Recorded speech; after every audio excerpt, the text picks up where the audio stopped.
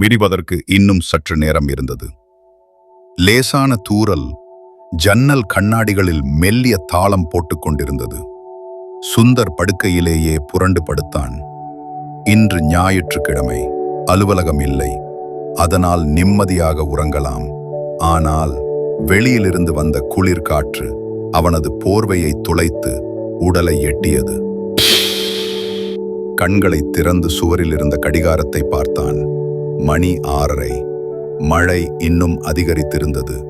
வீட்டின் ஓரத்தில் இருந்த மாங்காய் மரம் பலத்த காற்றுக்கு அசைந்து அதன் இலைகளிலிருந்து தண்ணீர் கொட்டியது. சுந்தருக்கு சிறுவயது நினைவுகள் மனதுக்குள் வந்தன.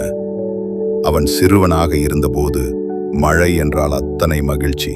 பள்ளிக்கூடம் விடுமுறை விடப்படுமா என்ற எதிர்பார்ப்பு, நண்பர்களுடன் மழையில் ஓடி விளையாடியது, அம்மா சுட்ட சுட சுட பஜ்ஜி.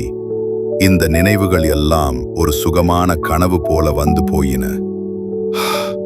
இன்று மழை அவனுக்கு ஒருவித அமைதியை கொடுத்தது. தேநீர் அருந்தலாம் என்று முடிவு செய்து சமையலறைக்கு சென்றான். அடுப்பை மூட்டி தண்ணீர் வைத்து தேயிலை தூளை போட்டான். தேநீரின் வாசம் வீடு முழுவதும் பரவியது. ஒரு கோப்பை தேநீருடன் ஜன்னல் அருகில் வந்து நின்றான். மழை வானத்திலிருந்து வெள்ளி நூல்களைப் போல தொடர்ந்து பொழிந்து கொண்டிருந்தது.